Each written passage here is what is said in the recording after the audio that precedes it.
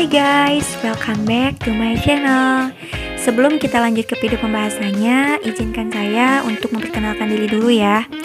Perkenalkan, nama saya Mutiara Trinli Iman, Prodi Ilmu Komunikasi semester 2. Nah, di video kali ini aku bakalan bahas suatu permasalahan, suatu kendala di suatu perusahaan.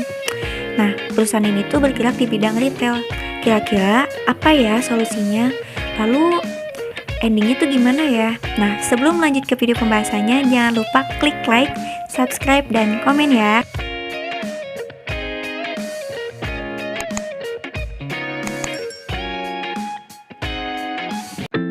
Sesuai dengan apa yang aku sebutin tadi, aku bakalan bahas suatu permasalahan yang sedang terjadi di perusahaan bidang retail.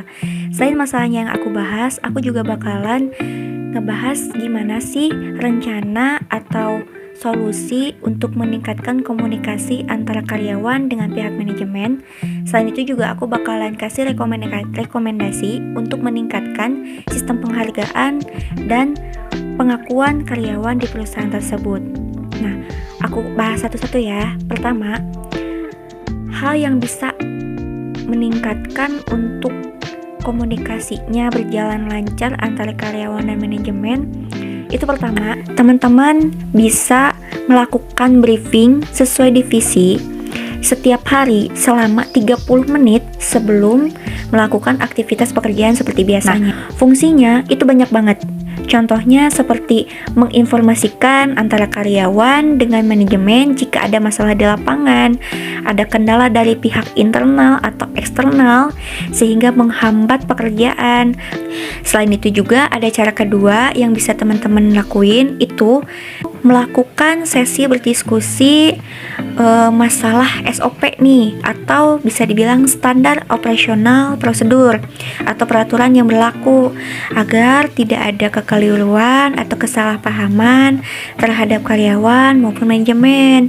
Nah, fungsinya tuh sama untuk meminimalisir suatu masalah yang akan terjadi atau kendala yang bisa menyebabkan fatal nih jadi terjadi kesalahpahaman gitu antara karyawan dengan manajemen.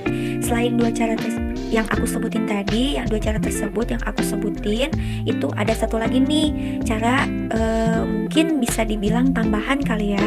Nah, caranya itu membuat grup WhatsApp atau platform sosial media lain. Di cara-cara yang tadi yang aku sebutin itu ada rekomendasi nih cara meningkatkan sistem penghargaan dan pengakuan karyawan di perusahaan. Nah, ada 4 cara nih teman-teman. Pertama, itu teman-teman bisa melakukan kompensasi. Kedua, tunjangan.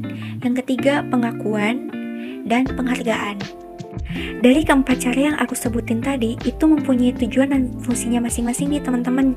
Contohnya kayak perusahaan bisa menerapkan rencana insentif bagi penjualan tertinggi karena ada selama dalam kurun waktu tertentu karyawan telah berusaha secara full nih untuk melakukan tugas mereka, sehingga perusahaan mengapresiasinya itu atas usaha dan kinerja yang diberikan karyawan terhadap perusahaan.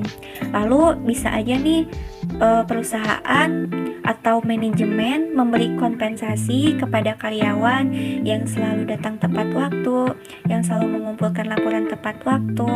Nah, atau bisa aja karyawan itu udah berani mengemukakan gagasan baru mengenai bagaimana menyelesaikan suatu pekerjaan secara lebih efektif dan efisien. Selain kompensasi yang aku sebutin tadi, perusahaan juga bisa melakukan trik lain. Contoh nih, seperti memberikan fasilitas dan tunjangan yang bisa menjamin masa depan karyawannya, bisa berupa BPJS Ketenagakerjaan dan BPJS Kesehatan. Video kali ini aku cukupkan. Sekian dan terima kasih buat teman-teman yang udah nonton dari awal sampai akhir, dan jangan lupa klik like, subscribe, dan komen ya.